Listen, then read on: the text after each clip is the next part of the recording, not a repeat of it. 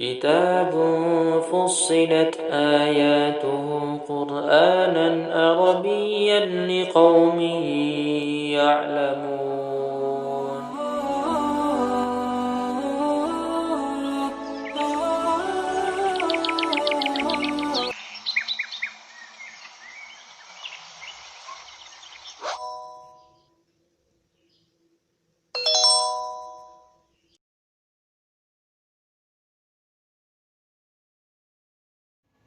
Bismillahirrahmanirrahim. Assalamualaikum warahmatullahi wabarakatuh.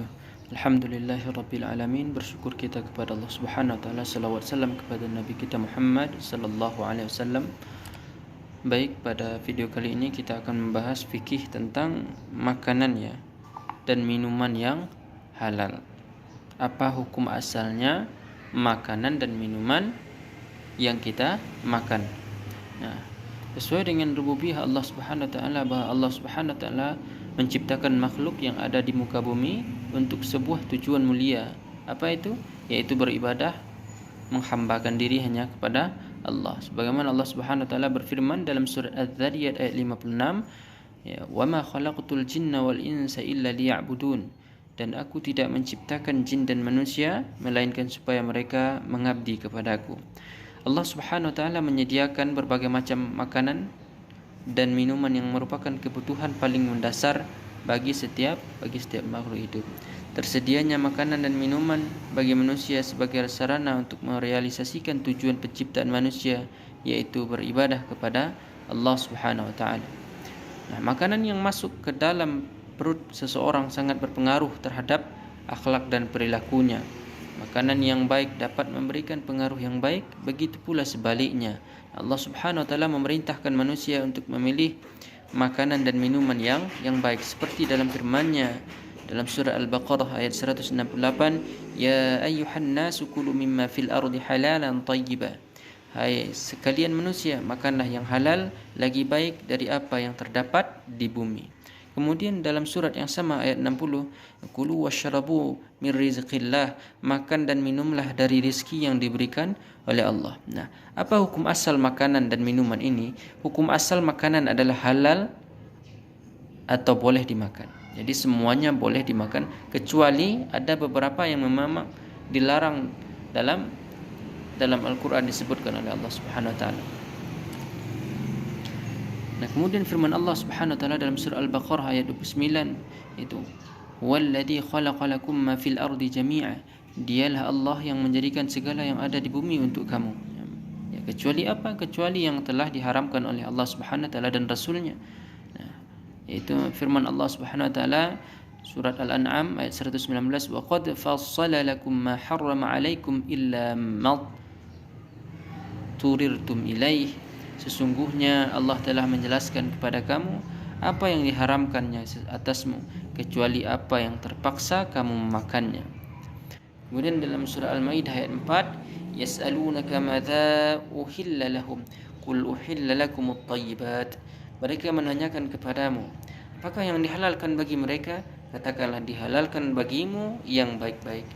Dan disebutkan dalam sebuah riwayat yang sahih dari sahabat Abdullah bin Abbas radhiyallahu anhu, an ibni Abbas qala, "Kana ahlul jahiliyati ya'kuluna asya'a wa yatrukuna asya'a taqadhdhura, fab'atha Allah ta'ala nabiyahu wa anzala kitabahu wa ahalla halalahu wa harrama haramahu, fama ahalla fahuwa halalun wa ma harrama fahuwa haramun wa ma sakata anhu fahuwa afun wa tala ila akhiril ayah." Yang maknanya Ibnu Abbas berkata bahwa orang-orang jahiliyah pernah makan sesuatu dan meninggalkan sesuatu karena dipandang kotor. Nah, kemudian Allah mengutus nabinya dan menurunkan kitabnya. Disitulah menghalalkan yang halal dan mengharamkan yang haram. Oleh karena itu, apa yang dihalalkan berarti halal dan apa yang diharamkan berarti haram. Sedang yang didiamkan berarti dimaafkan, ya. Maksudnya tidak ada disebut, tidak dibilang halal, tidak dibilang haram. Ya.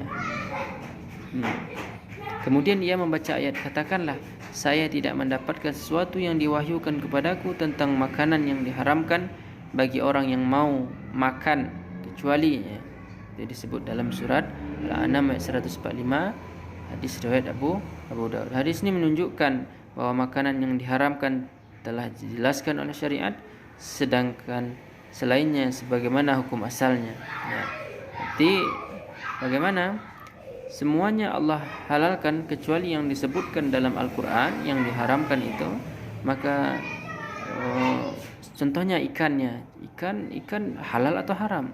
Nah, ikan itu bangkainya halal ya, halal untuk dimakan. Cuman kembali kepada kita nih, apakah kita berani atau tidak memakannya? Apakah kita jijik karena kita tidak biasa memakan makanan seperti bangkai ikan itu, padahal dia halal. Contohnya ikan itu mati di dalam kolam sudah 2 hari ya, tapi sebenarnya hukum asalnya apa?